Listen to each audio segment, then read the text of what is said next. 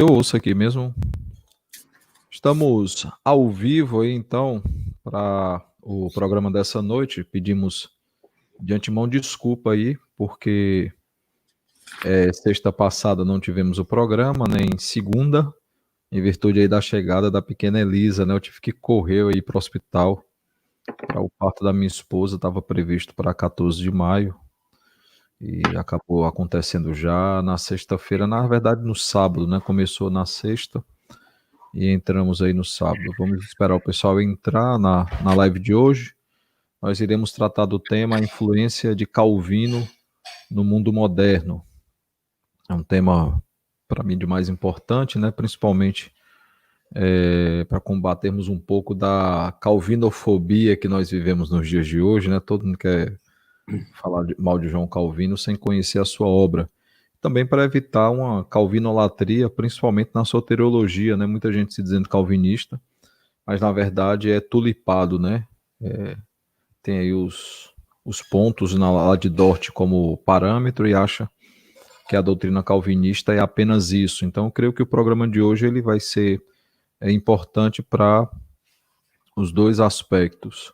Tanto para aqueles que gostam de João Calvino, mas não conhecem profundamente a sua obra, como aqueles que não gostam e também não conhecem profundamente a sua obra. Deixa eu falar então do convidado de hoje, chamar ele aqui para a nossa reuniãozinha. Reverendo Christian, seja muito bem-vindo, meu irmão. Obrigado. É uma alegria tê-lo aqui. Rapaz, eu passei até para Eduardo, lá da Cultura Cristã. Ele vai estar com a gente também em um dos programas. Eu falei que esse rapaz, será que eu vou conseguir? Porque é difícil, homem aí. Eu também, rapaz, esse negócio de internet, eu tô fugindo aí. Tem gente fazendo live aí praticamente todo dia, mas eu ainda não domino muito, não. É diferente, né? Falar na internet. Com certeza, com certeza. Deixa eu falar então um pouquinho do convidado. Vou projetando aí para quem quiser, né? Dar uma olhada. Ele é casado com Caliane, pai de Júlio e Pedro. É pastor colaborador lá na Igreja Presbiteriana Betel, em São Paulo. Deixa eu falar, apesar que ele não dá carteirada nem nada, mas deixa eu falar das credenciais do homem aí, para vocês saberem a área que ele tem trabalhado aí, tem caminhado, certo? Ele é bacharel em teologia pelo Seminário José Manuel da Conceição, ali o Seminário de São Paulo, né? É mestre em ciências da religião, teologia e história pela Metodista, e é também doutor em ciências da religião, com concentração em história, teologia e história também pela Metodista. Inclusive foi sobre, qual foi o tema, me lembrei, Christian, do teu doutorado, da tua tese? Eu tratei sobre Jean Delery, que um dos primeiros missionários a virem para o Brasil, o primeiro missionário propriamente dito, né, dentre os primeiros a virem para o Brasil durante o período do estabelecimento da França Antártica. São missionários que foram enviados por Calvino, e no caso o Jean Delery, ele era aluno do curso de teologia iniciado por Calvino, a Academia de Genebra, né? E veio como missionário para o Brasil. Você chega a tratar nesse trabalho sobre a questão da tragédia de Guanabara, não? Não, ele é anterior. Certo, tá bom. Ele também tem licenciatura plena em filosofia pela Universidade Católica de Brasília. Fora isso, uma época dessa você estava fazendo EAD em matemática, não era? Eu ainda sou aluno matriculado no curso de matemática, mas preciso ter que dar uma parada estratégica, mas só uma pequena parada mesmo. Depois a gente retorna. O Christian já não tem muito o que fazer, aí fica se ocupando ainda mais. Esse é o trabalho da tese. Olha aí, a sua mãe. Eu vou projetar aqui, porque a mãe mandou uma mensagenzinha. Tem que projetar, né? Uma Keila aí aproveitando para matar a saudade, ela, Alicinha, a Evelyn. Irmã Keila tá ali no Piauí, né? Visitando a filha, que é irmã de Reverendo Cristo, e teve que ficar por lá, né? Por causa da pandemia, ela não pôde retornar aqui para Mossoró. Mas eu tenho certeza que a Alicia não tá achando ruim, não, esse tempo aí a mais. Tempo de boa culinária aí, ela aproveitando-se da mãe e matando a saudade. O tema de hoje, então, que a gente vai tratar é esse, a influência de Calvino no mundo moderno. Você tomou sua água aí, eu vou tomar aqui meu suco, então. Só copo que não é dos melhores, né? Rapaz, foi proposital, eu não ia pegar esse copo, não. Mas eu pensei, rapaz, isso é para mostrar um copo ao vivo para um santista, tem que ser o do São Paulo. Vou passar agora então para Reverendo Cristo, ele vai investir um tempo inicial aí na sua fala, tratando do tema, depois a gente vai fazer aí a separação de telas para o debate. Só explicando para quem está em casa e está nos assistindo possivelmente pela primeira vez, nós temos um momento inicial de fala, depois desse momento inicial de fala com o convidado, a gente abre para perguntas elaboradas por mim, e enquanto isso, vamos recebendo aí perguntas elaboradas por quem está ao vivo, né? Quem está ao vivo manda a pergunta e aí ele também responderá no segundo momento, tá bom? Eu vou botar ele sozinho na tela, ele estará falando e depois eu retorno para o nosso momento de entrevista, tá bom? Reverendo Cristo, Deus abençoe e um bom momento de exposição inicial. Amém. Bom, primeiramente, boa noite a todos. É uma grande satisfação estar aqui falando de um assunto que, particularmente, é um dos meus maiores interesses, né? E, primeiramente, agradecer ao Reverendo Samuel pelo honroso convite. É um caro amigo e, mesmo não sendo minimamente habilitado a esse tipo de plataformas de mídia, não poderia negar um convite de um amigo, né? E também uma grande satisfação poder contribuir, ainda que muito minimamente, com qualquer trabalho ligado à minha igreja, ao meu presbitério também. Apesar de estar aqui em São Paulo, continuo ligado ao presbitério do Oeste Rio-Grandense, a qual tem a honra de ter o Reverendo Samuel como seu presidente, né? Bem como o Sínodo do Rio Grande do Norte. Bom, antes de iniciar apenas alguns brevíssimos apontamentos, eu gostaria de, permitindo àqueles que estão nos acompanhando, me fazer uma sugestão, duas sugestões de livros que são muito úteis e interessantes, né?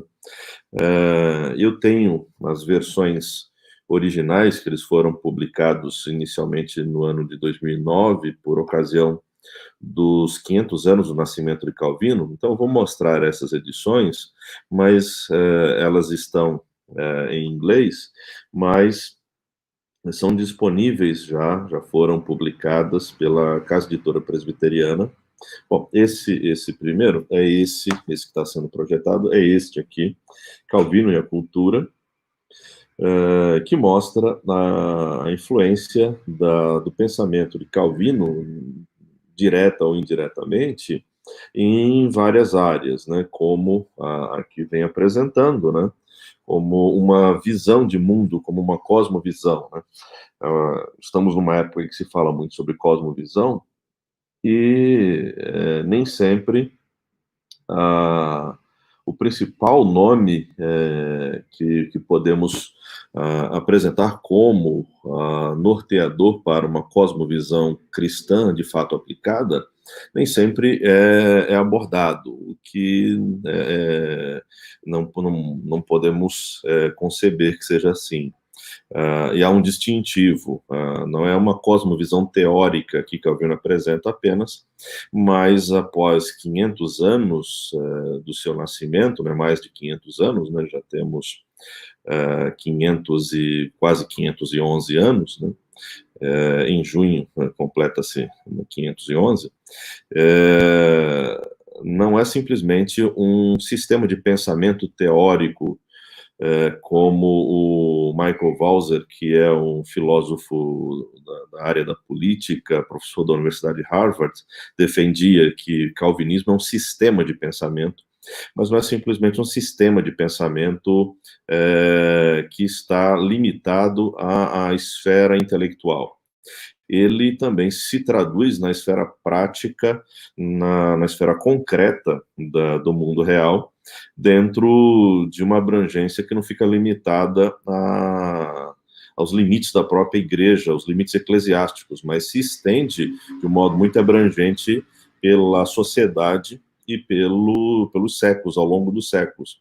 Isso por uma razão muito clara. O pensamento de Calvino é um pensamento dedicado exclusivamente a uma exposição da Escritura. Ele procura fidelidade única à Escritura. Então, quando nós encontramos a influência do pensamento de Calvino, não é simplesmente o pensamento de um homem, mas um homem que pensou no exercício constante de viver e aplicar do modo mais coerente possível a palavra de Deus. Daí a resposta da sua influência. E aqui o próprio livro já aponta a influência de Calvino em várias áreas, como história, direito, artes, economia, literatura, filosofia, política, ciência, negócios, medicina, jornalismo, dentre outros. O outro livro, esse primeiro, ele é um pouco mais robusto, mas ele já está aqui disponível. Há um outro livro nesse mesmo sentido, mas um pouco menor, né, bem mais sucinto e objetivo, é este que foi traduzido pela nossa editora e publicado pela nossa editora o ano passado, e o título é A Herança de João Calvino e Sua Influência na Educação, Economia e Política do Ocidente. Então, eu vou apenas pontuar alguns aspectos, um recorte limitadíssimo de análise de opções, e caso alguém tenha interesse de seguir adiante, esses dois livros, eles ajudariam bastante a seguir nessa jornada de entender, né? Vale ressaltar que o pensamento de Calvino, a dedicação aos estudos de Calvino demanda muito tempo, né? Porque o compêndio, o conjunto de obras completas de Calvino foram organizados, né, quase na sua completude, em cerca de 60 tomos, 60 livros, né? E 59 volumes, uma média talvez de 500 páginas por volume, de tratados escritos, de comentários bíblicos, especialmente, de cartas, sermões e panfletos, uma diversidade de escritos. Então, percebe-se que seria extremamente pretensioso falar detalhadamente sobre muitos desses aspectos, né? Mas o aspecto mais importante que temos para hoje é apresentar alguns pontos em que Calvino foi influente no mundo moderno. E eu tomo como ponto de partida dois historiadores que foram contemporâneos e muito próximos e amigos. O primeiro deles é o Émile Leonard, que esteve no Brasil lecionando e escreveu especialmente uma obra sobre história do protestantismo no Brasil. O Émile Leonard é autor da principal obra produzida na França, sobre história do protestantismo. Ele escreveu uma obra chamada História Geral do Protestantismo. E essa obra se constitui uma obra de referência nos estudos do protestantismo na França e na Europa, desde a sua publicação. E o Émile Leonard faleceu na década de 60, né? Então ele já tem uma longa jornada de recepção da sua obra, sendo testada por um público altamente crítico, cético na Europa, e considerado como uma das obras de referência. Nessa obra, o Émile Leonard, quando ele vai tratar sobre João Calvino, ele descreve João Calvino como o criador de um tipo humano. E ele diz que esse tipo humano é o reformado. A tese central dele é que esse tipo humano, esse tipo de indivíduo foi o elemento-chave na construção do mundo moderno, de suas mentalidades e sua prática. Vale sempre ressaltar que, para Calvino, não havia separação entre teoria e prática, teologia e vida. Pensar teologicamente é pensar para viver. O Jean Delumeau, que é um historiador católico, ele aponta que a grande contribuição da Reforma foi trazer à tona a correlação entre teologia e vida. Então, se pensava teologicamente com o objetivo de aplicar na vida aquilo que se conhecia a partir da Escritura. E buscava-se na Escritura, pleiteando uma formulação teológica, as respostas para as necessidades práticas do dia a dia. Então, o Émile Leonardi ele vai defender que esse tipo humano, que apresenta um sistema de pensamento de vida, ele foi determinante para a construção do mundo moderno. Isso aquilo que ocorre vai progredir extensivamente em várias áreas a partir do século XVI. E ele traz à tona o que ele considera o lema central do calvinismo, o lema central de Calvino, que é um coração oferecido a Deus em mãos estendidas.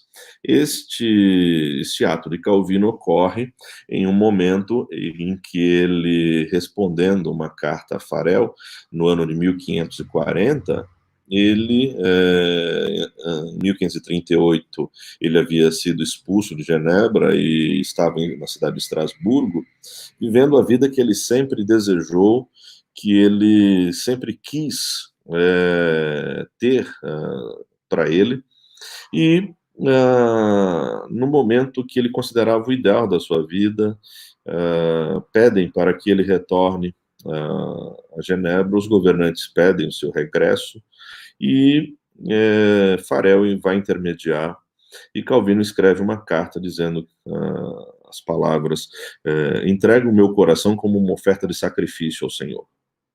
E aí nós temos aquilo que o Émile Leonardi entende como a essência desse homem reformado. E para ele, o que ele vai desenvolver é que a essência desse homem reformado é que, uma vez sendo reconhecida a verdade da palavra de Deus, uma vez sendo reconhecida aquilo que Deus requer deste homem, ele vive segundo a vontade de Deus revelada nas Sagradas Escrituras, sem qualquer hesitação. Então, nós temos um duplo aspecto nesse sistema de pensamento, de vida e prática, que é enfatizado: o conhecimento profundo da palavra como revelação da vontade de Deus, e aquilo que, ao longo do tempo, e nós, na atualidade, chamamos pela expressão revelação verbal e proposicional. Esse homem, reconhecendo e conhecendo essa verdade a partir da palavra de Deus, ele vive segundo a vontade de Deus sem qualquer tipo de hesitação. Ele conhece e faz. Ele compreende e vive. Simples. Ele aplica o conhecimento da palavra de Deus na vida prática. É esse, em essência, aquilo que ele vai defender na sua tese.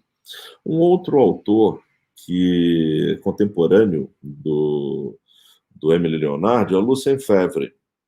Lucien Febvre viria para a Universidade de São Paulo, por volta da década de 30, a convite dos líderes da universidade, e acabou sugerindo, não podendo vir, ele sugeriu que o Émile Leonardi aqui viesse. Então nós temos dois grandes historiadores do século XX, especialmente o Lucien Febvre, que é considerado um dos fundadores, dos principais fundadores da Escola dos Anais, que é uma das escolas mais importantes e revolucionárias da pesquisa histórica em todo o tempo.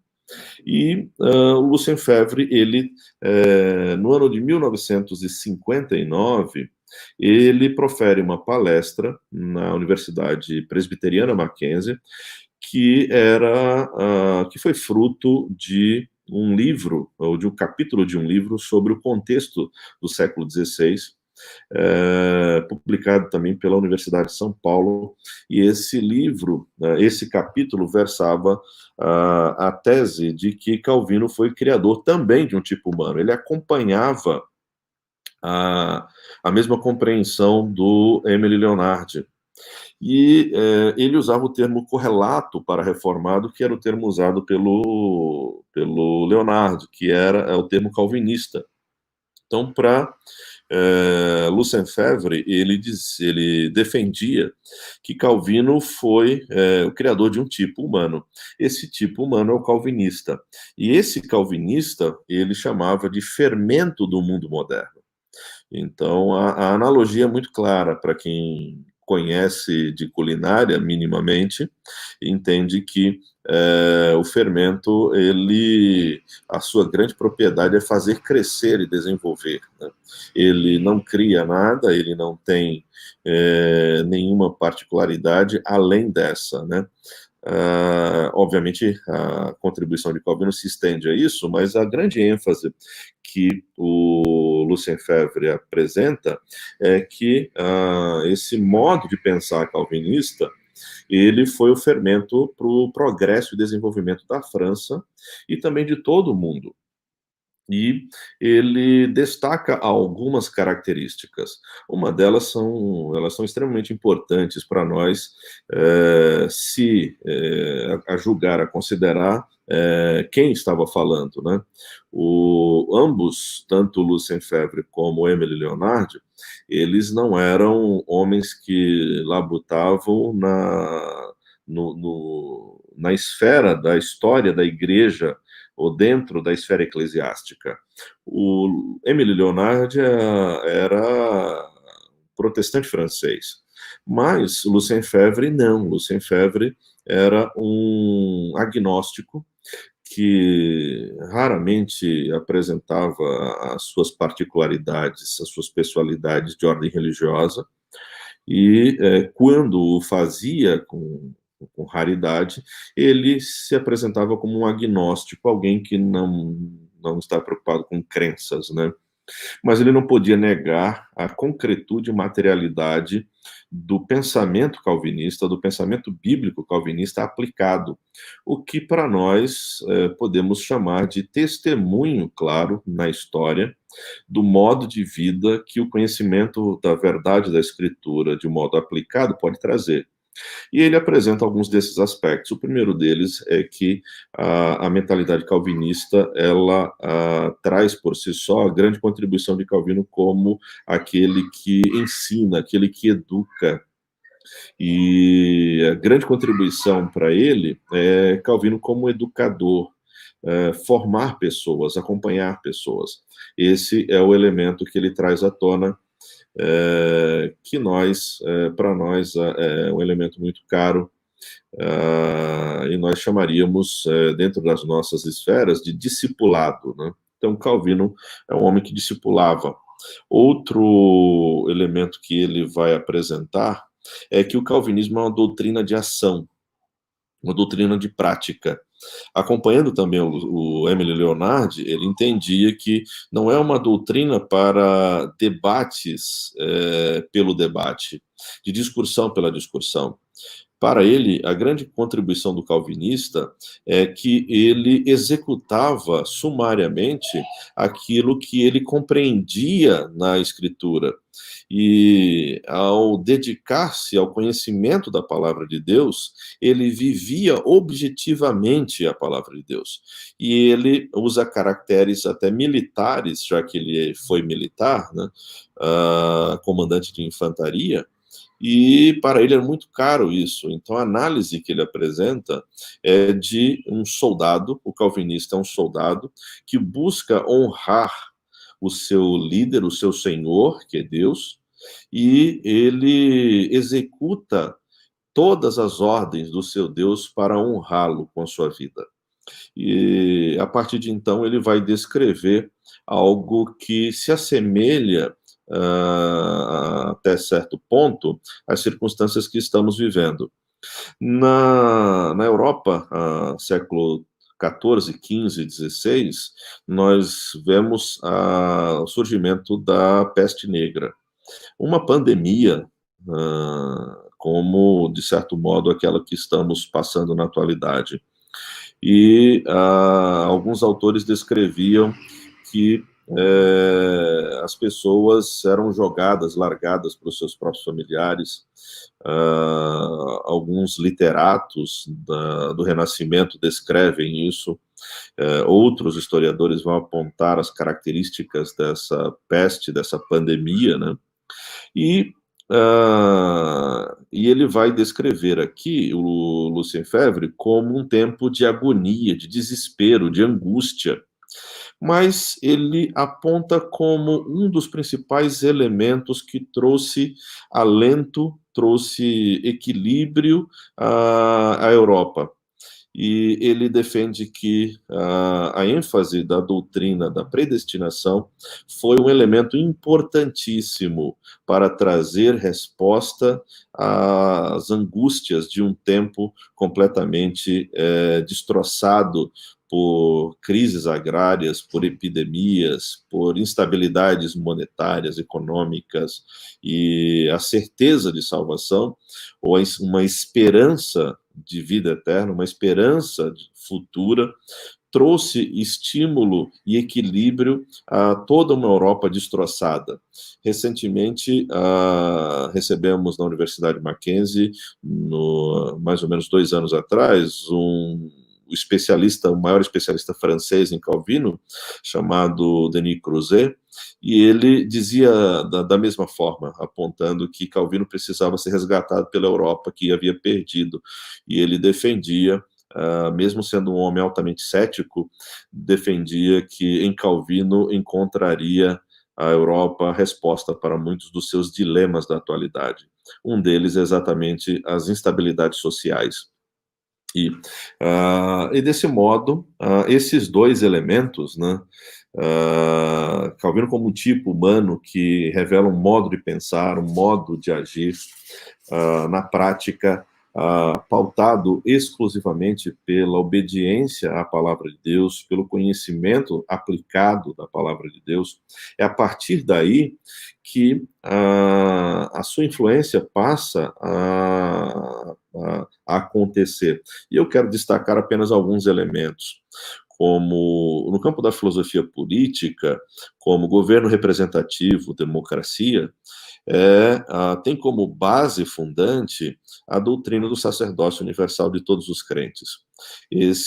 Essa doutrina do sacerdócio universal, ela, enfatizada por Lutero e também corroborada por Calvino, por ser bíblica, traz consigo, naturalmente, uma implicação extensiva. Quando nós vemos o sistema de governo presbiteriano, derivado a partir dessa estruturação, é esse sistema de governo representativo, democrático, que ganha corpo extensivamente pela sociedade. E o seu ponto de partida é a doutrina do sacerdócio universal. Outra contribuição importante, geralmente reconhecida como obra de Montesquieu, mas que é a divisão de poderes, né, ela tem como base inicial a ideia de Calvino de que o poder não pode estar nas mãos de um só. E, por isso, na esfera política, pública ou eclesiástica também, há que se ter grupos em separados e um responder ao outro com atividades distintas, né? E o ponto de partida é exatamente o pecado. O homem é pecador, portanto, altamente capaz de agir indevidamente no uso do poder ou no abuso do poder. Por isso, a necessidade de construção, de estabelecimento daquilo que é chamado de freios e contrapesos. E esse elemento é exatamente um grupo responder a outro, prestar contas, né, como ocorre no nosso sistema de governo presbiteriano. Outro elemento é a ciência moderna. A ciência moderna teve como uma base abrangente o método que Calvino utilizou para interpretar a Bíblia. E esse método de interpretação, esse método hermenêutico, que considerava a Bíblia como palavra de Deus e não como um livro de física, química ou matemática. Por sinal, Calvino ele era um grande apreciador de astronomia. O comentário de Gênesis ele estimula o estudo da astronomia, porque ele concebia que há dois livros, né, ou dois modos de Deus se revelar.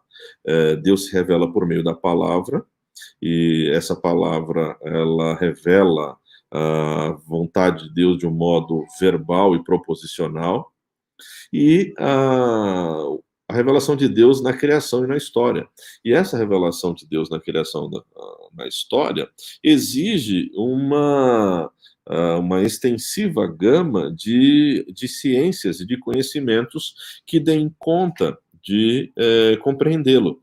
Por isso, o conhecimento científico, de fato, ele não é uma oposição a Deus, mas, na verdade, ele conduz e aproxima aquele que conhece a criação, reconhecendo que há um Criador soberano na criação de todas as coisas. Outro elemento é a economia. E aí vem a ética calvinista, com a sua tríade de poupança, frugalidade e trabalho. Essa construção deu o desenvolvimento necessário a toda a Europa, e vale sempre lembrar que geralmente Calvino é culpado do capitalismo selvagem, né? Mas isso é uma leitura extremamente equivocada e, via de regra, maldosa e tendenciosa, que apresenta desconhecimento da realidade. A ideia de Calvino de frugalidade era o uso consciente das coisas. É o oposto do consumismo, é o oposto do esbanjar. Calvino também defendia uma concepção de trabalho como uma vocação. E o trabalho, portanto, ele reflete aquilo que as dotações que Deus concede aos indivíduos. E todas as pessoas têm dons e devem ser aplicados, mas eles devem ser aplicados para a glória de Deus. Então, o trabalho é uma expressão de culto na vida, em todos os aspectos. E trabalho não é peso ou castigo, mas trabalho é uma vocação e, portanto, quando o indivíduo trabalha, ele trabalha para a glória de Deus. O outro elemento é a poupança.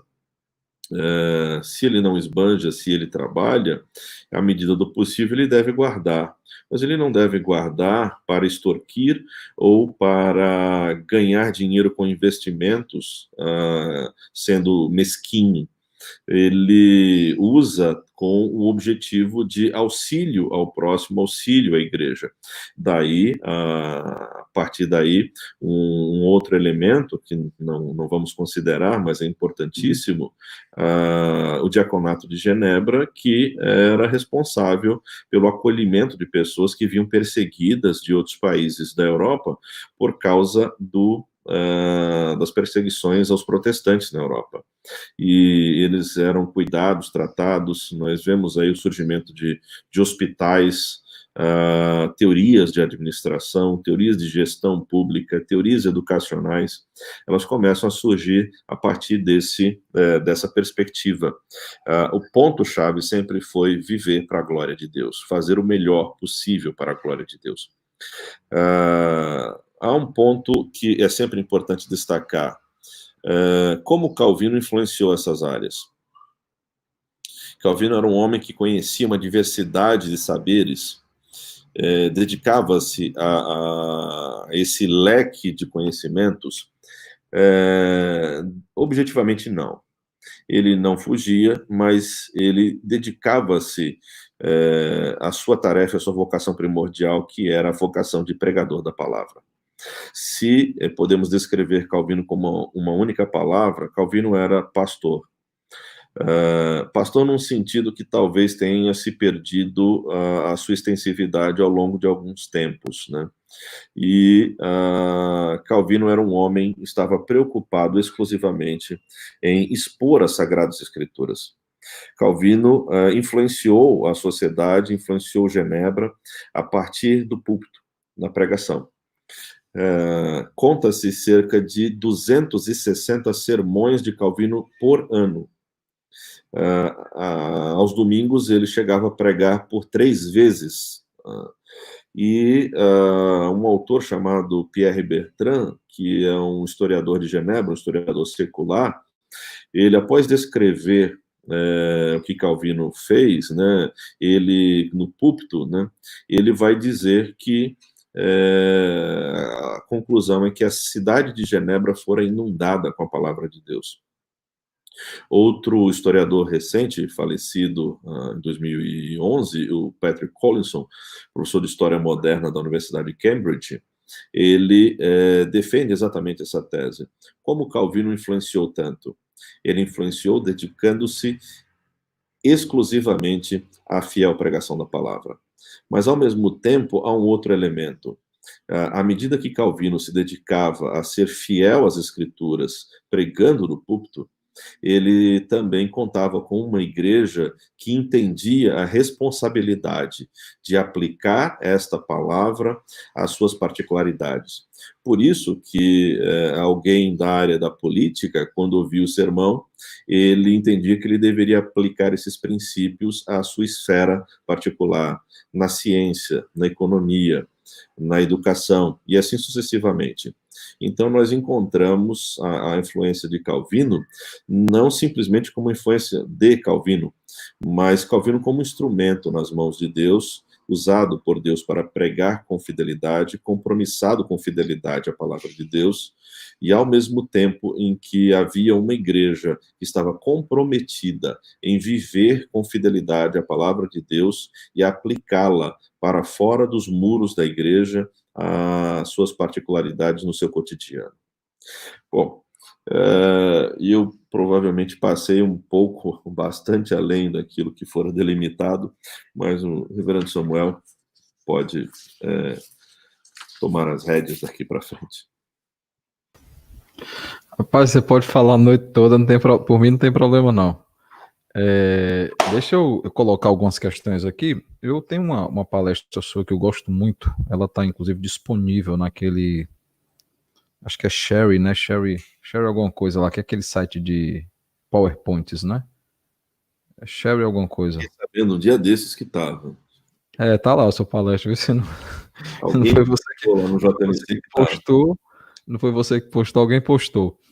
Não. E aí eu tirei dessa palestra algumas frases, deixa eu colocar aqui, que foram frases que você citou o conceito, inclusive do Leonard, né, daquele Lefebvre, né? Você citou os dois. E só para passar, só para quem está em casa,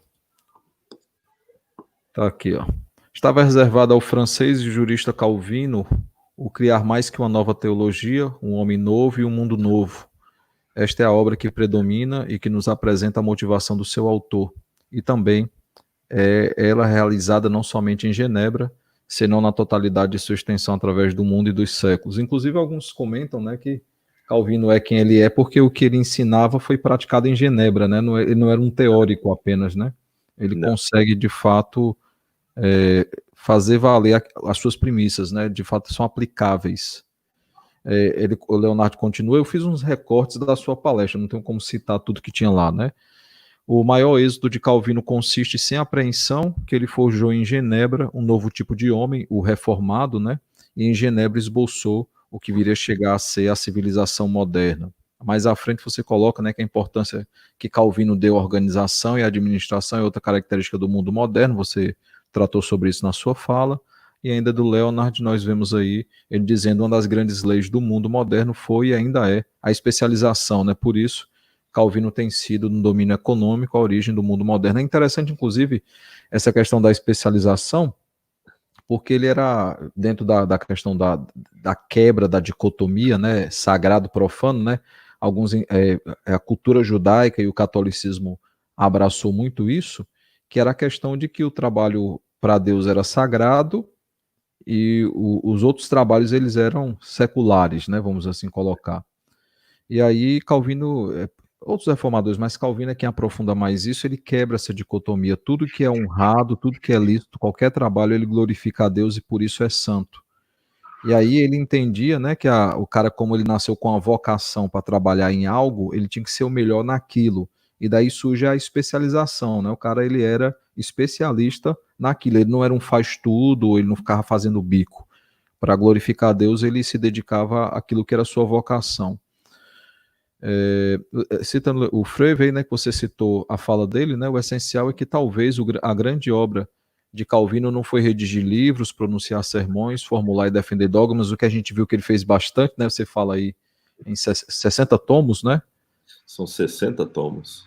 60 tomos aí, uma média de 500 páginas, né, Alguns tomos têm 800, né? Outros têm 400. dá uma ruma de coisa. Mas sermão também, você falou em 260 sermões, né? Ele fez muito isso, mas ele disse que o essencial foi educar homens, né? Calvino criou, formou, moldou um tipo humano que se pode ou não gostar, com a qual se pode ou não sentir afinidades. Como ele se constitui como um dos fermentos do nosso mundo, a questão que você fez a analogia aí, né? Quem cozinha, eu tô aprendendo a cozinhar, não sei se presta, né? Mas sua mãe cozinha muito bem, sua irmã também. Oi? Tenho visto algumas fotos, né? Hoje foi um momento gourmet aí. Sarinha pediu um pouquinho de carne e fui fazer um churrasco para ela. Ela gostou, né? Mas ela nunca reclama. E disse não somente de nossa França. Calvino criou um tipo humano, o calvinista. Eu creio que essa é a última citação. Depois são os livros aí, depois a gente vai voltar para essas indicações. Fernando, infelizmente vai nos faltar tempo para aprofundar, né? Mas assim, nessa sua palestra, inclusive, você aprofunda a questão das contribuições várias, você já salientou aqui, mas contribuições na área da ciência, da educação, do próprio direito, né? Que é a área inicial de Calvino, né? A sua área de formação, onde foi feito um investimento maior. E deixa eu tentar colocar algumas perguntas que eu acredito que nos ajudarão antes de nós abrirmos para o público, né? Dentro da área do trabalho, do mandato cultural, para quem nos acompanha, a teologia ela trata em 3 mandatos, né? É o mandato espiritual, nosso relacionamento com Deus, o mandato social, nosso relacionamento com a sociedade, o mandato cultural, nosso relacionamento com a criação e através da criação, acho que de forma resumida seria a melhor definição. E aí, dentro dessa questão do mandato cultural, né, nós vemos as contribuições de Calvino nessa questão da especialização, né? Parece que é algo novo, né? Quando se fala sobre isso, se dá ênfase à especialização. Eu queria que você desse novamente, só uma pincelada especificamente sobre o mandato cultural. Eu separei alguns pontos aqui, porque é muita coisa.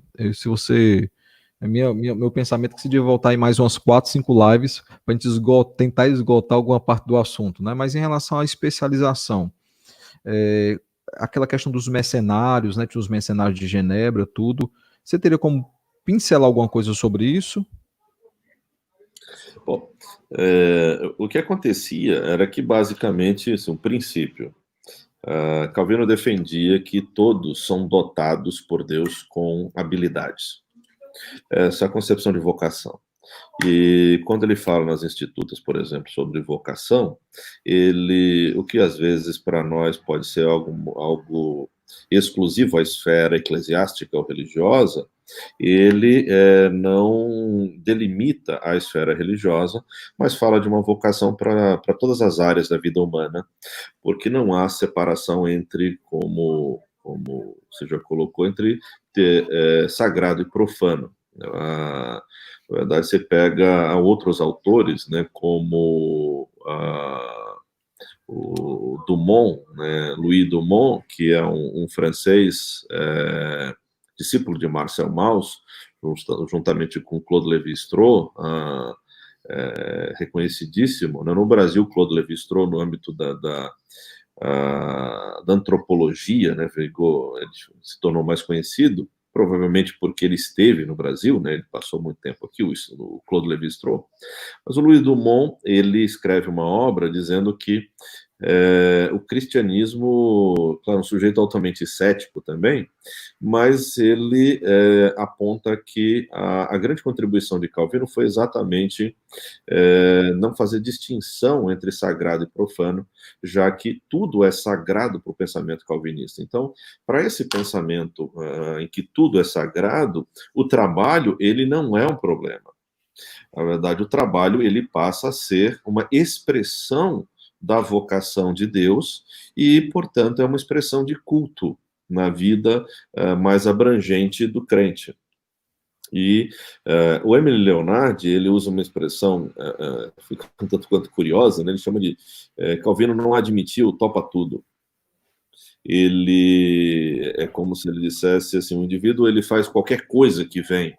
Ele precisa saber claramente qual é a sua vocação, e essa vocação tem a ver com as suas habilidades, tem a ver com as suas capacitações, e a função da educação, uma das funções da educação, é resgatar a humanidade do indivíduo.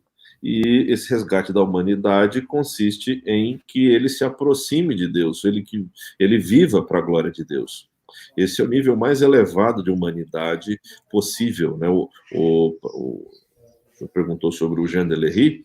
O Jean Delery, quando ele procura conhecer a língua do índio Tupinambá no Brasil e pregar o evangelho para ele é motivado exatamente pelo que para ele era o elemento mais importante, que o nível mais elevado de respeito ao ser humano é pregar o evangelho para ele.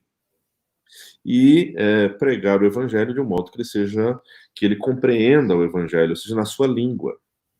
E o trabalho está dentro dessa esfera também, né? O trabalho, ele expressa a gratidão do homem diante do Deus que o resgatou e que tem responsabilidades agora.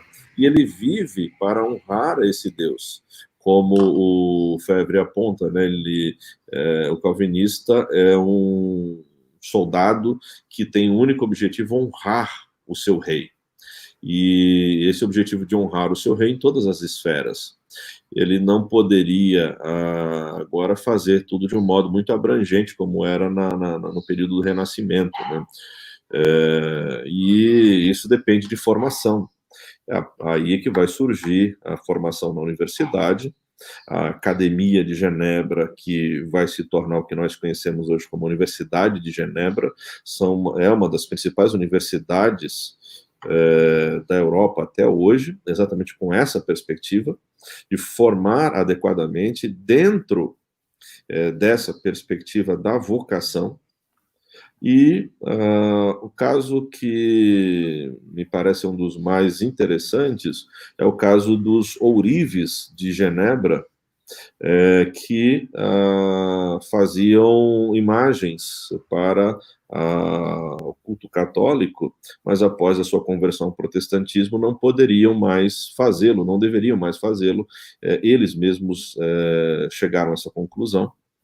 Mas, ao mesmo tempo, eles entendiam que a habilidade no manuseio com ouro era uma dotação de Deus. E deveria agora essa habilidade ser canalizada para um objetivo que fosse nobre e que adorasse a Deus. E eles chegaram à conclusão que eles deveriam fazer relógios. Então, a origem do relógio genebrino, né, até hoje símbolo de status, tem como ponto de partida ourives que desejavam glorificar a Deus com a sua arte, com as suas habilidades, com aquilo que eles tinham recebido, porque eles consideravam que eram dotações provindas de Deus, e, portanto, deveriam retornar a Deus como um culto a Ele, porque não havia separação entre eclesiástico e secular, né, sagrado e profano. Para eles, tudo é sagrado, né, não existe secular, né. É interessantíssimo. Eu vi uma palestra, tanto no seu material como também a palestra do Dr. Emerstein, ele tratando sobre a questão dos relógios, né? E também vi a questão foi até que eu falei, né? Sobre a questão dos mercenários, né? Que em Genebra, se eu não me engano, e você me corrija se eu estiver errado, haviam muitos mercenários, né? Jovens que cresciam para servir ao exército de outros governantes. E com a reforma eles abandonam esse ofício, né? Eles passam a se dedicar a outras coisas. Sim, os Alpes suíços, né?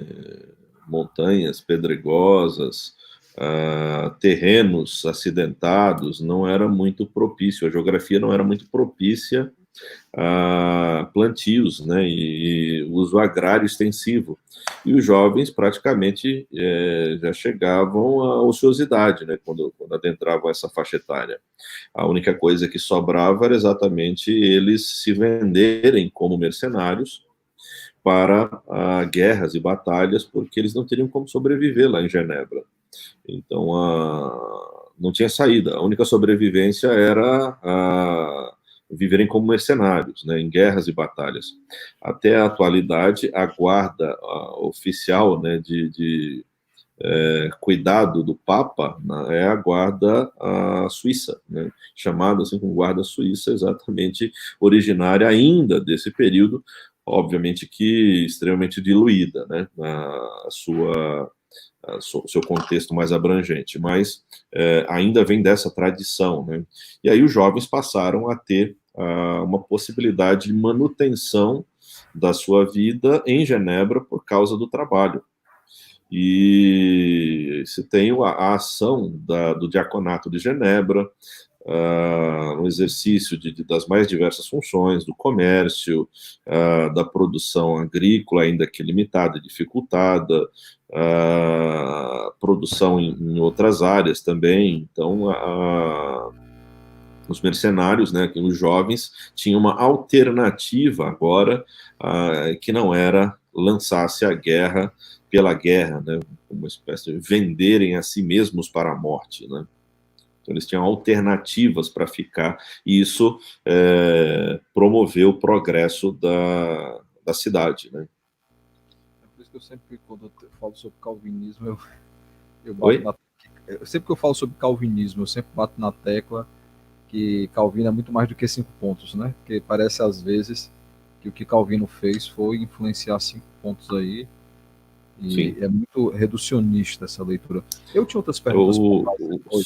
Só para corroborar isso, o Michael Walzer, que eu citei no início, ele foi professor da Universidade de Harvard e era judeu. Ele é especialista em puritanismo dentro da esfera política, né, obviamente. Ele defendia que depois de Calvino e das Institutas só se poderia falar de calvinismo como um sistema de pensamento, e que influencia, no caso específico da abordagem dele, a política, né? Mas não somente a política. Então, 5 pontos do calvinismo, às vezes, eu tenho a leve impressão de que, em algumas vezes que eu apontei que não foi Calvino que escreveu os 5 pontos, algumas pessoas ficaram decepcionadas, né? Alguns já ficaram também, quando eu destruí a infância de alguns já.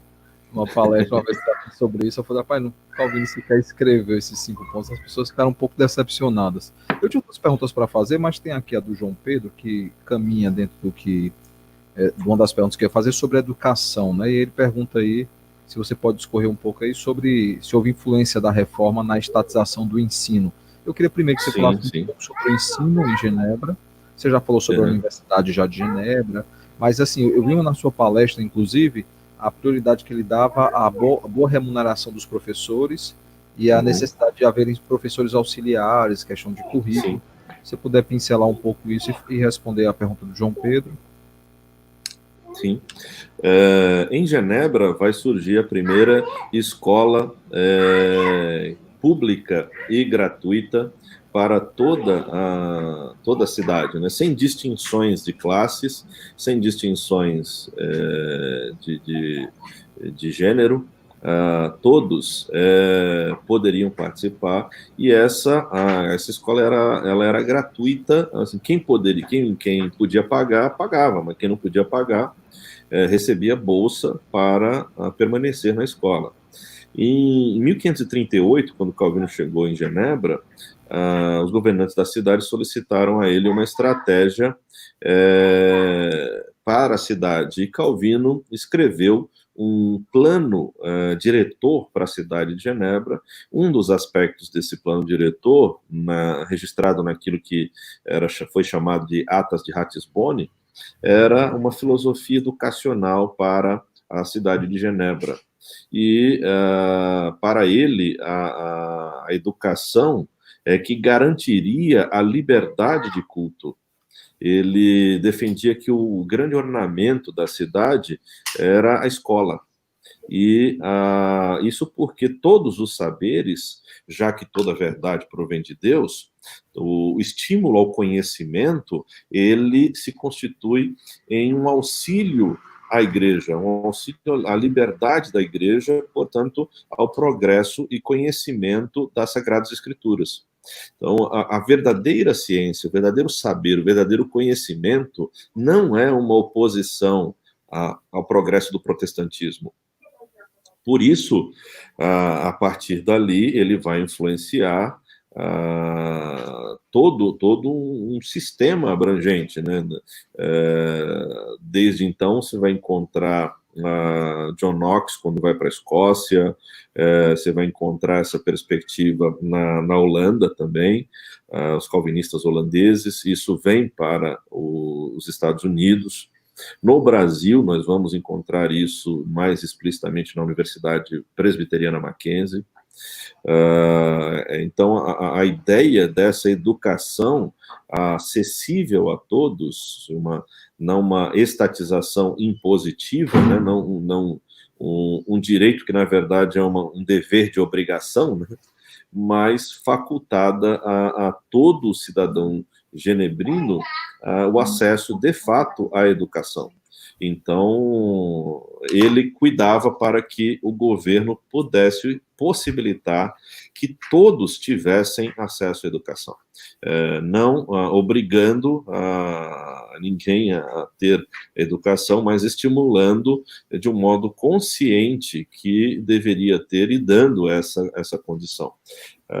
Quando se olha o currículo da escola, nós vamos ver claramente o interesse abrangente que ele tem pela cultura humana, de um modo geral, já que ele era um humanista, e o princípio-chave é isso que eu apontei: toda a verdade é verdade de Deus.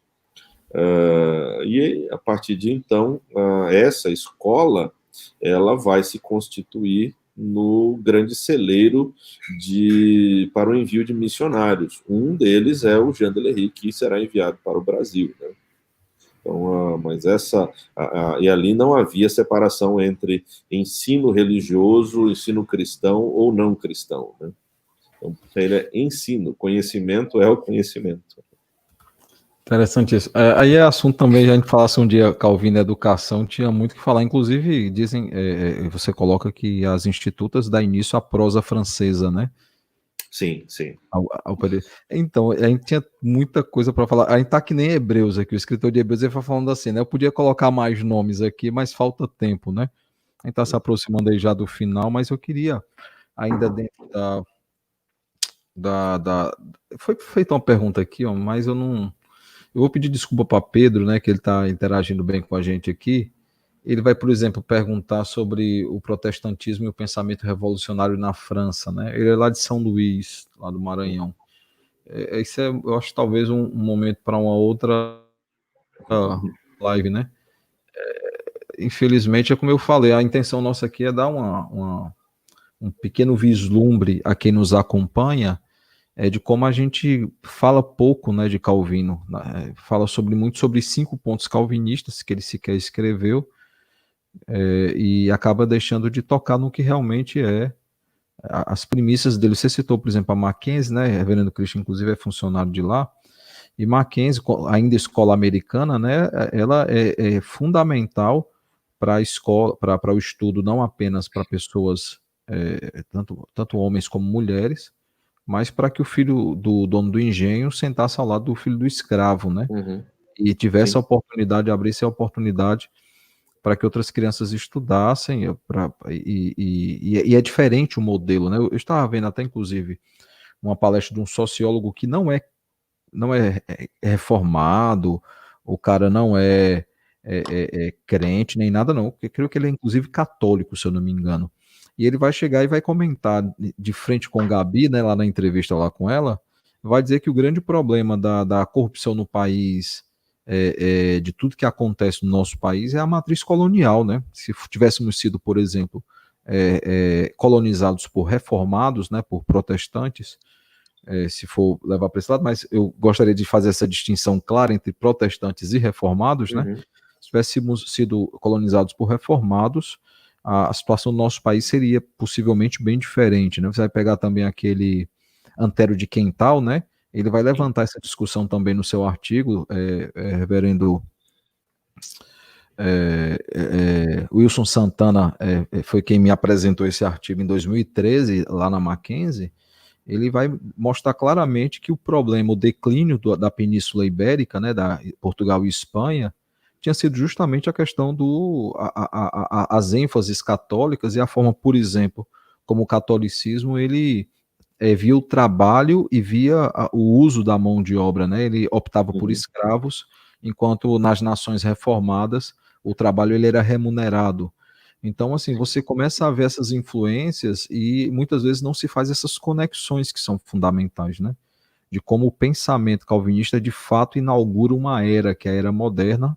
Ele cria um homem, né, que é o ser reformado. Inclusive, numa citação sua, eu não lembro de quem fala, surge um homem, João Calvino, e um livro, né, As Institutas. De quem é aquela? Lucien Febvre. Pronto, a gente até citou ele aqui, né? Então, assim, a gente começa a realmente perceber que a gente conhece muito pouco de Calvino. O que eu lamento é que às vezes a gente vai ver Calvino, os caras perguntando se ele matou o Serveto ou não matou, se ele era o pai do capitalismo ou não é, e às vezes é muito reducionista essa discussão e pouco proveitosa. Sim. Pode até um dia discutir sobre isso, mas é necessário realmente trazer isso. Eu indico aí o material, que ele não me ouça, mas se você colocar aí Christian Briali, eu não sei se tem que colocar o Medeiros, você vai conseguir aí naquele site share alguma coisa de PowerPoint, você vai conseguir a palestra dele lá. João Pedro, inclusive, cita o exemplo do Nordeste em relação aos holandeses, né? Realmente, sim, se tivéssemos sido Maurício de Nassau. por holandeses, a situação era outra. E aí, quer fazer as considerações finais? Infelizmente, eu pedi uma hora sua, você me deu, você é um cara muito ocupado. Eu queria passar aí para as considerações finais e no final eu vou reindicar aí os livros que você já indicou. Deixa eu fazer logo essa indicação, porque aí a gente já parte para os finalmente. Quem chegou agora, ou chegou durante a exposição, ele indicou 2 livros, ambos da nossa editora da Cultura Cristã. O primeiro deles é esse, Calvino e a Cultura, David Hall, né, e o organizador é Marvin Paget. Ele vai falar sobre a cosmovisão reformada afeta todas as áreas de estudo e atividade humana, e ele vai citar várias áreas aí, né? O pensamento teológico aplicado à história, direito, artes, economia, literatura, filosofia, política, ciência, negócio, medicina e jornalismo. Já dá para você aprofundar bastante aí já nesse livro. E um outro livro, esse aqui lançado recentemente, A Herança de João Calvino, sua influência na educação, economia e política do Ocidente, mesmo autor. Inclusive, há uma série na nossa editora, não tem como mostrar aqui, que é em relação ao comércio, em relação a várias áreas, nossa editora lançou, e você que quiser ter uma boa biblioteca aí sobre esse livro, compra esses livros, compra Calvino 500 anos, Calvino, aquele do Einstein. Eu acho que é 500 anos. Calvino 500 anos, né? Foi lançado. Não sei se eu tenho ele já aqui. Vê se tem aí para fazer. Deve estar lá no fundo da biblioteca. Depois você pode. Mas ele eu acho que é o capão. Pronto, esse aí, ó. Do Dr. Einstein, Calvino 500 anos, é um bom livro também, da nossa editora, para você dar uma lida aí. Mostra só de lado aí, pessoal, ver o tamanho, para ver que não é brincadeira o livro. É um livrozinho, é aquela questão, né? O bom livro é aquele que fica em pé sozinho, né? Esse daqui, ele só arranha, né? Ele tem muito mais do que isso. Mas tem intenção de publicar, Christian? Ele não. Ele vem publicando, né? Então, ele já tem, eu acho que quase 40 livros publicados, né? Mas certamente diversos autores, mas a principal matriz certamente é Calvino, né? Sem a menor dúvida, o reverendo Ernestine é o mais produtivo autor que nós temos na teologia brasileira, né? Não é à toa que ele é o responsável pelas notas de rodapé, né? De uma das versões que nós temos na nossa editora das Exatamente. Institutas, né? Que é a versão, aquela especial, né? A E da capinha vermelha. particularmente eu diria que ele é o único especialista em Calvino de fato no Brasil. Eu tentei, rapaz, eu até lhe falei isso, eu tentei, doutor Emerson, ele é sempre muito solícito aos convites que nós fazemos, mas ele tá em reforma, em casa, ele falou que estava Sim. bem complicado para ele esses dias, mas eu prometo aí ao pessoal do canal, em outro momento, trazermos também doutor Emerson para falar sobre esse tema. É claro que o seu fiel escudeiro é um bom discípulo e ajudou bastante nesse tema, a influência de Calvino no mundo moderno. Vamos para as considerações finais, então? Eu tenho certeza que o nosso público ficaria até às 10 falando sobre isso, mas eu tenho uma bebezinha recém-nascida, a Reverendo Cristian também tem esposa, filhos. Vamos para as considerações finais. O que eu diria assim, de mais importante é que quando nós falamos de influência de Calvino no mundo moderno, nós tomamos como um estudo de caso um ponto de partida. Mas é sempre importante ressaltar que Calvino foi um homem extremamente compromissado com a fidelidade à palavra de Deus. Então, quando nós encontramos esse título, o que vemos é o Evangelho aplicado na prática, uma igreja compromissada em viver em conformidade ao Evangelho, que fora pregado fielmente do púlpito, a partir de um pastor compromissado com a fiel pregação da palavra, e esses dois elementos, né, a fidelidade à palavra de Deus, o conhecimento da palavra de Deus e a aplicação da palavra de Deus de um modo mais abrangente e extensivo na vida, é o que produziu exatamente essa transformação, mesmo a despeito de circunstâncias completamente adversas e contrárias ao próprio progresso humano no século XVI. Então, nós vemos a igreja testemunhando, na linguagem que a gente utilizaria em alguns aspectos e esferas na atualidade, nós vemos elementos como culto, como pregação da palavra, como evangelização, como testemunho, no sentido bem abrangente, sem reducionismos ou limitadores.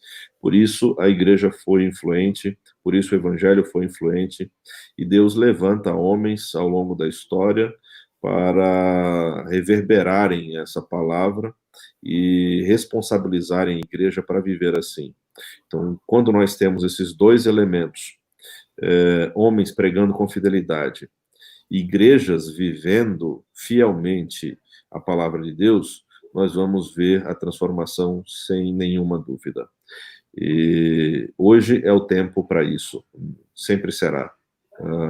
Fidelidade à palavra de Deus e vida vivida para a glória de Deus em todos os seus aspectos. Fica então para quem está em casa mais uma sugestão, né? Na verdade, um conselho, né? Procure então dar algumas lidas aí em material sobre Calvino, evitar discussões às vezes muito simplistas, né? Reduzindo Calvino em a 5 pontos e começa a dar uma lida, né? Muitas das questões que são tratadas hoje como inventando a roda, né? Calvino já tratava sobre isso já na época dele, né? Principalmente dentro daquilo dentro daquilo que foi tratado já. Pedro está pedindo aí seu e-mail para entrar em contato com você depois, conversar. Eu creio que, Pedro, deixa eu colocar um número aqui, que é o meu, tá certo? Eu vou colocar meu WhatsApp aqui. E aí a gente pode ir conversando, o Christian não vê problema, eu posso também. Claro. O contato dele. Certo? Esse mandar. Número aí que eu coloquei é o número no meu WhatsApp, aí você fala comigo. E aí nós fazemos aí a ponte com o Reverendo Christian. Reverendo Christian, mais uma vez, obrigado aí pelo tempo. Sei que seu tempo é muito corrido. E o nosso tempo na quarentena fica ainda menor, né? É impressionante como esse negócio de home office faz a gente trabalhar ainda mais. Mas obrigado aí. Que pena que agora no meio do ano você não vem passar férias aqui em Mossoró. Eu ia fazer um churrasco aí para você. Ô, rapaz, aí complicou, né? Dá um jeito, vem de carro para cá, bicho.